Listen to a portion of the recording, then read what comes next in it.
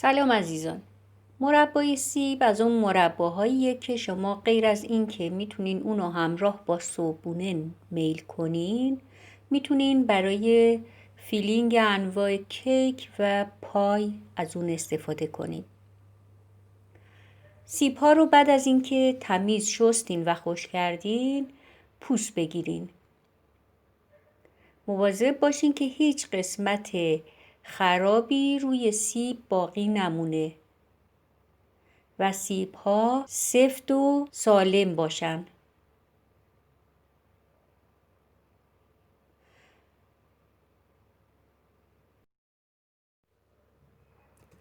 وقتی سیب ها رو کلن پوست کردین، هر کدوم از اونا رو به قسمت های مختلف برش بزنین و بعد قسمت های اضافی داخل اون که شامل هسته های سیب هم میشه در بیارین.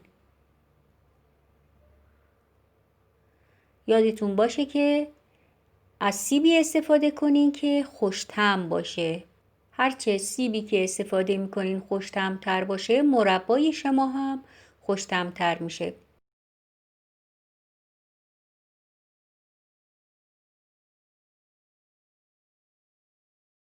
بعد از اینکه تمام اونا رو قسمت‌های اضافیشون رو در آوردین، باز اونا رو باید خوردشون کنین تو سایزی که مورد نظر خودتون و سلیقه خودتونه. حتی میتونین رنده کنین سیب ها رو. پس تمام سیب ها رو خورد میکنی یا اینکه رندهشون میکنی. زمانی که تمام سیب ها رو خورد کردیم، میریم سر پخت سیب. من برای 0.5 کیلو سیب بعد از اینکه کاملا اونها رو خورد کردم و وزنشون کردم 0.5 کیلو سیب دارم. 400 گرم شکر و 3 لیوان آب اضافه میکنم.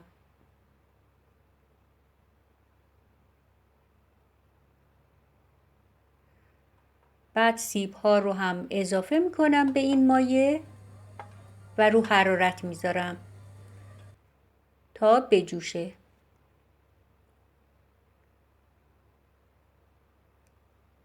میتونین با حرارت کم درب قابلمه رو هم بذارین، اما اگه حرارت زیاد باشه مایه سیب سر میره، پس مراقب باشین. حالا یه مقداری مربامون پخته، 1 قاشق چایخوری دارچین و 1/4 قاشق چایخوری پودر هل اضافه میکنم. یه مقداری هم میزنم و میذارم با حرارت کم به پخت ادامه بده. بعد نصف لیموی تازه رو آبشو بهش اضافه میکنم یا یکی از این موادی که باعث میشه شکرک نزنه که لینک اونو براتون این بالا میذارم. آب لیموی تازه غیر از اینکه موجب شکرک نزدن مربا میشه، باعث خوش‌طعمی اون هم میشه. مربامون آماده شده، یه مربای خوش رنگ، خوش طعم و خوش عطر. لطفاً لایک و کامنت فراموش نشه. متشکرم. خدا نگهدارتون.